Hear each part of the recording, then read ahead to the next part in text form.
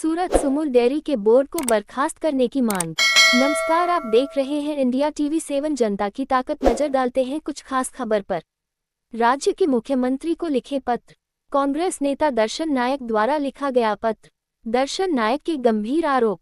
सुमुल से जुड़े निदेशकों ने किया भ्रष्टाचार। 25 सोसाइटियों पर 3.25 करोड़ रुपए का जुर्माना।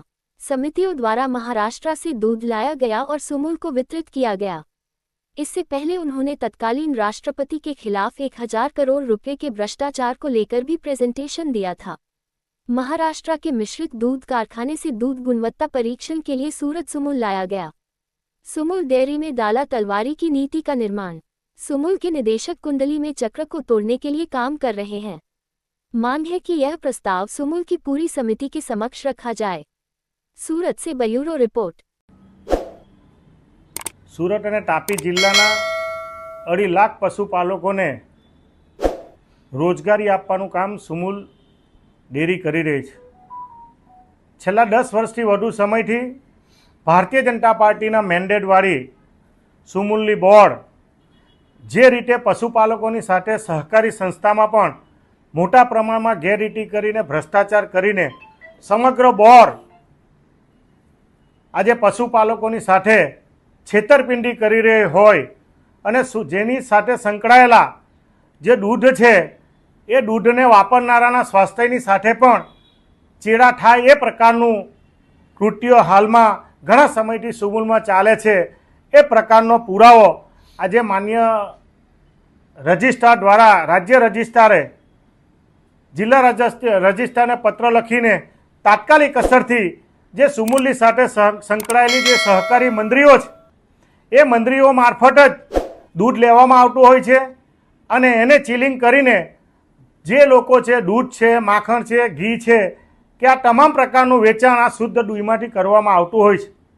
પરંતુ આ મેન્ડેટવાળી ભારતીય જનતા પાર્ટીની બોર્ડ છેલ્લા ઘણા સમયથી દૂધ બહારથી લાવીને જે અમૂલનો પેટા કાયદા પ્રમાણે અમૂલના કાયદા પ્રમાણે એનો ભંગ કરીને મહારાષ્ટ્રમાંથી મોટા પ્રમાણમાં કરોડો લીટરનું દૂધ સુરતની સુમુલ ડેરીમાં લાવે છે।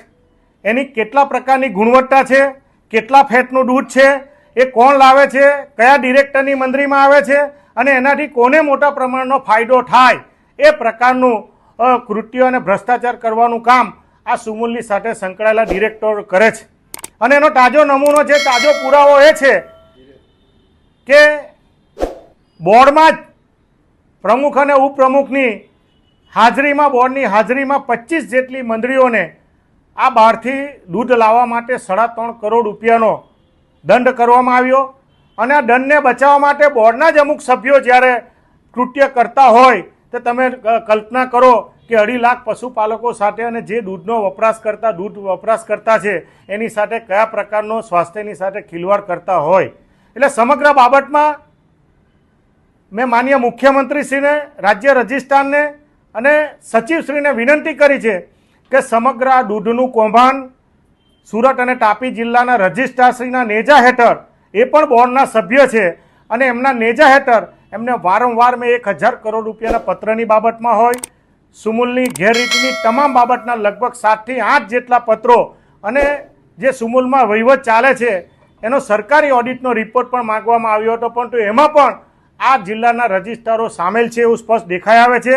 તાત્કાલિક અસરથી સમગ્ર બોર્ડ આમાં સામેલ છે એટલે બોર્ડને તાત્કાલિક અસરથી સસ્પેન્ડ કરવામાં આવે, એક કમિટી બનાવવામાં આવે અને કમિટી મારફત આ બોર્ડમાં કયા કયા ડિરેક્ટરોને કોણ પ્રમુખ ઉપપ્રમુખ બધા સામેલ છે કે નથી અને આ ખોટું દૂધ કેટલા પ્રકારનું કરોડો લીટર દૂધ કાં વપરાયું, એની ગુણવત્તા કેટલી હતી અને એમાંથી કેટલા લોકોને લાભ થયો એ બાબતની તપાસ કરતો પત્ર તાત્કાલિક અસરથી મેં લખ્યો છે।